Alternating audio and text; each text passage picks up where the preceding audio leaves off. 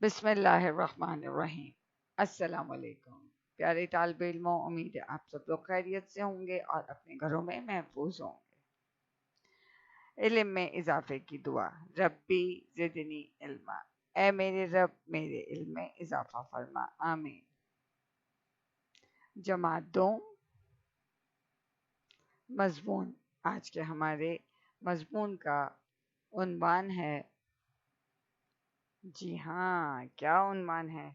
آپ لوگ کچھ تصویریں دیکھ رہے ہوں گے، اس میں بہت پیاری بلی کی تصویر ہے، خرگوش کی تصویر ہے، بکری کی تصویر ہے اور طوطے کی تصویر ہے۔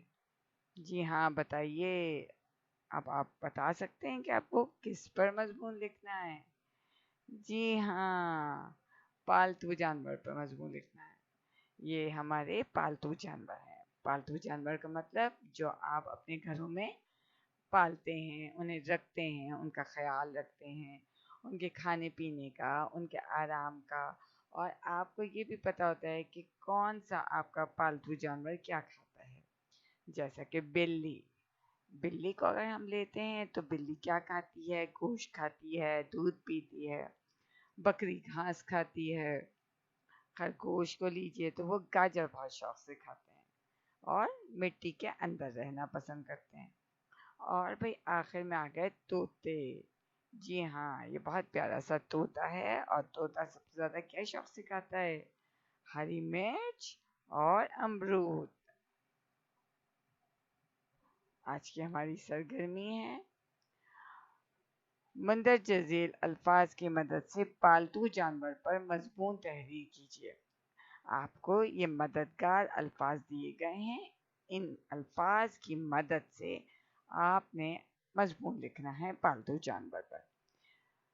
دودھ، چارہ، گھاس پھوس، دانا، ہری مرچ، نرم ملائم، سفید، رہتا، کھیلتے، گھومنے، صفائی، لال، خیال، آواز، گاجر، کالا، آنکھیں، چونچ۔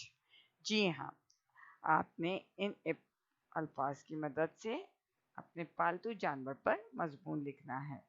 اور مضمون ہم کس طرح شروع کرتے ہیں؟ جی ہاں، سب سے پہلے مضمون میں ہم اپنے پالتو جانور کا نام لکھیں گے۔ میرے پالتو جانور کا نام ڈیش ہے۔ اب آپ کے پالتو جانور کا نام جو بھی آپ نے وہ لکھنا ہے، اس کے بعد اس کے بارے میں تحریر کرنا ہے۔ آپ کو بہت مزہ آئے گا مضمون لکھنے میں، اور انشاءاللہ تعالی آپ بہت اچھا مضمون تحریر کریں گے، اور اپنی نوٹ بک میں بہت صفائی کے ساتھ مضمون لکھیے گا، اور پھر اپنے پیارے سے پالتو جانور کی تصویر بھی بنائیے گا، اور خود بنانی ہے جیسے بھی آپ کو آتی ہے، ٹھیک ہے؟ ممی پاپا سے مت بنوائیے گا۔ اوکے بچوں، اپنا خیال رکھیے، جزاک اللہ۔